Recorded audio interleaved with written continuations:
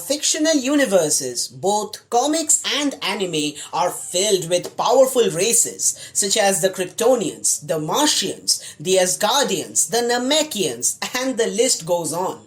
But one of the most prominent and interesting among them are the Saiyans. Hello and welcome to Comimatic. Today I will be covering the origins of the Saiyans. Currently, the most powerful members of this race are Broly, Goku and Vegeta. But it did not start that way.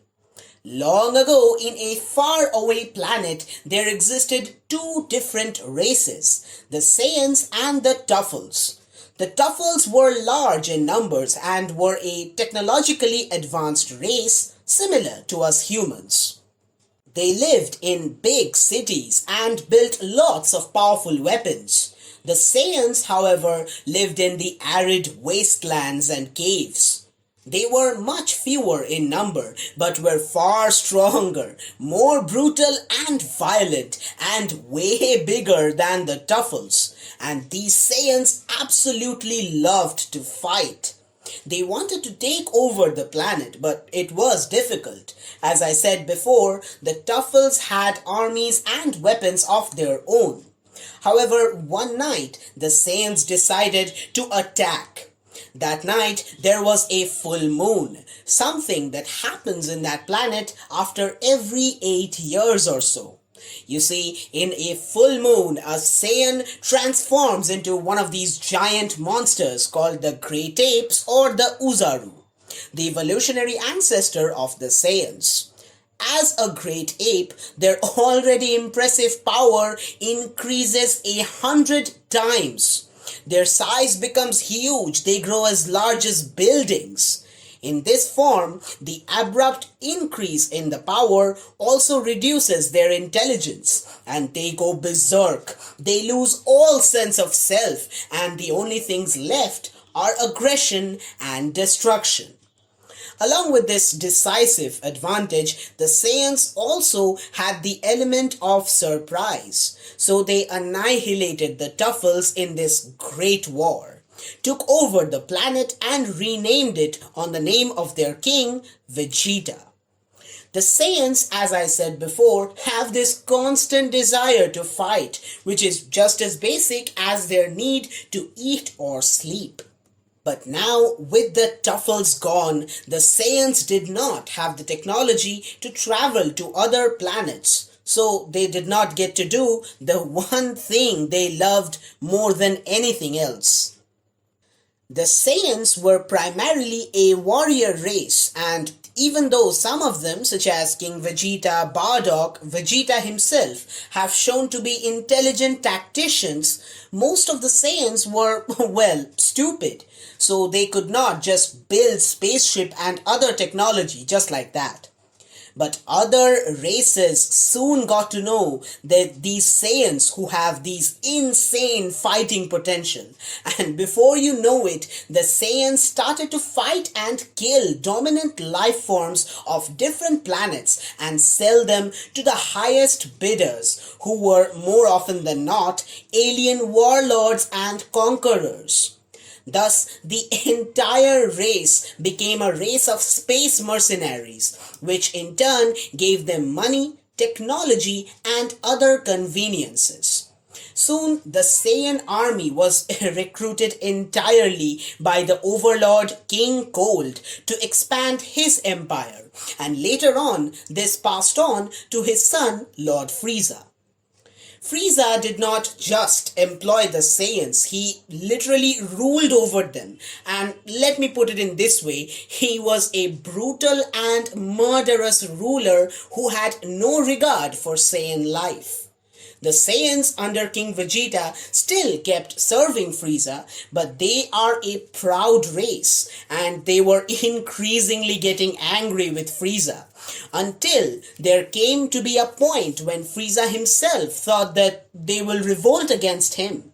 So he called all the Saiyans who were off-world to come back to the planet Vegeta, and then he destroyed the planet and almost all the Saiyans. Although it was later revealed that the god of destruction Beerus had actually ordered Frieza to do so. Only a handful of Saiyans remained, including Vegeta, Goku, and Broly. Now, coming to powers and abilities, the Saiyans are a warrior race, and that's not just for saying. They are genetically designed to fight. They have superhuman strength as their planet was actually 10 times heavier than Earth, so Earth's gravity is naturally low for them. Vegeta has been shown to train under 150 times Earth's gravity, which is insane in so many different levels. Goku has been shown to pull and lift tons of weight just for warm up, and yet this is not their limit. It seems that the harder they train, the stronger they become, and they get weaker if they don't train for a long time, just like humans, except as of now, the Saiyans don't really seem to have an upper limit to their strength. They're also extremely fast, supersonic at least. They have insane durability and they heal very, very fast. This is because of the high metabolism and a need to, consume a lot of calories. Seriously, have you guys seen Goku eat? The guy's a monster. Another thing that the Saiyans have is something called a Zenkai, which is a power boost which they get after a battle. If a Saiyan gets badly injured in a fight, after he heals back, he will be much stronger than before. So basically, the more they fight, the stronger they get. The Saiyans also maintain peak physical condition almost always, and they age slowly. The Saiyans are very particular about their power level, which basically denotes one's fighting potential. When a Saiyan is born, his power level is measured and consecutively grouped as an elite warrior, a mid-level soldier, or a low-level soldier. Goku was born with a very low power level and was decided to be a low-level soldier, whereas Vegeta was a prodigy, born with a power level greater than any other newborn Saiyan except for Broly, who was basically the strongest Saiyan from the very moment he was born. But perhaps the most interesting ability of a Saiyan is their ability to use and manipulate Ki. Ki is the energy that flows through every living being. The Saiyans can actually use this Ki for flying, energy attacks, and various other things. Now, many characters in the Dragon Ball franchise can use Ki. But Master Roshi once said that it takes a lifetime to actually master the usage of Ki to use as energy attacks and so. Master Roshi can use his Ki for an extremely powerful energy attack called the Kamehameha.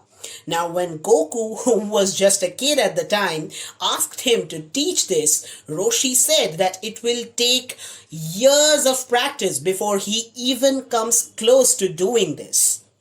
Little Goku just turned back, copied Roshi after seeing him doing it only once and fired a little Kamehameha on his own.